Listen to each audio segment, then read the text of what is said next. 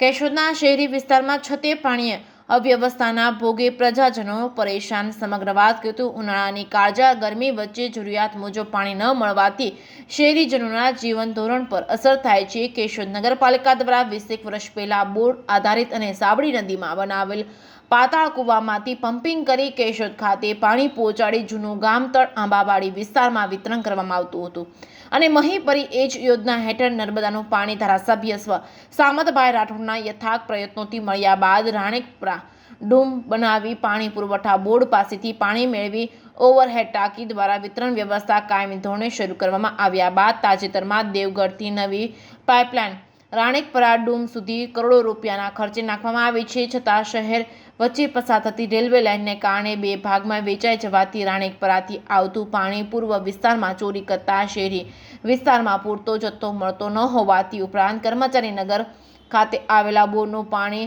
મધુસૂદન નગરમાં આવેલ પાતાળ કૂવામાં ન આપતા અને સાબડી વોટર વર્કનું પાણી કેશોદ ખાતે ન લાવી કરોડો રૂપિયાની યોજના અભરાય ચડાવી દેવામાં આવતા છતે પાણીએ કેશોદના શહેરીજનો ઉનાળામાં પાણી માટે વલખા મારે છે. સમગ્ર સૌરાષ્ટ્રમાં કોર્પોરેશન જેટલો વર્ગની કેશોદ નગરપાલિકા પાણી વેરો વસૂલવા છતાં વ્યવસ્થાના અભાવે સમસ્યાઓ સર્જાય છે. શહેરીજનો માટે પીવાના પાણીની આવશ્યક સુવિધાઓ ઉપલબ્ધ કરવામાં પાણીની વિતરણ વ્યવસ્થા અને ઓવરહેડ પાણીની ટાંકી ભરવા વિતરણ કરવા માટે શિક્ષિત અનુભવી અધિકારીને જવાબદારી સોંપવાને બદલે લટકતી તલવાર વાળા કોર્ટ કેસ વાળા આઉટસોર્સિંગ અને કોન્ટ્રાક્ટર પદ્ધતિના રોજમદારો દ્વારા સમગ્ર શહેરની પાણી વિતરણ વ્યવસ્થા સંભાળી રહ્યા છે. ત્યારે જળાશય શાખામાં કાયમી નિમણૂક કરવામાં આવેલ અડધા કર્મચારીઓ અધિકારીઓ અને ઓફિસ વર્ક માટે ટેબલ પર શોભાયમાન હોય છે અને કેશોદ નગરપાલિકાના અણઘડ વહીવટ અને માથા ફરેલ નગરસેવકો દ્વારા ચોરવામાં આવતા પાણી તેમજ સાબડી વોટર વર્ક યોજના અભેરાયથી ચડાવી દેવામાં આવતા ઊંચા પાણી વેરો ભરવા છતાં શહેરના મિલકત ધારકોને નિયમિત પાણી મળતું નથી. કેશોદ નગરપાલિકા વિસ્તારમાં પાણી વિતરણ વ્યવસ્થામાં નગરસેવકોની દખલગીરીથી અમુક વિસ્તારોમાં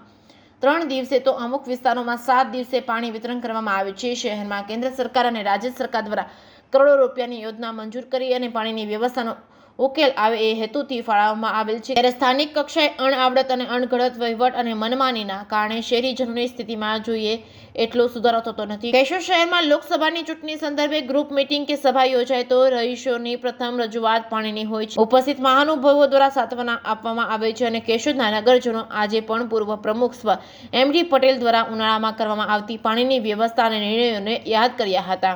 જે કે ગુજરાતી સાથે રાજુ પંડ્યા, કેશોદ.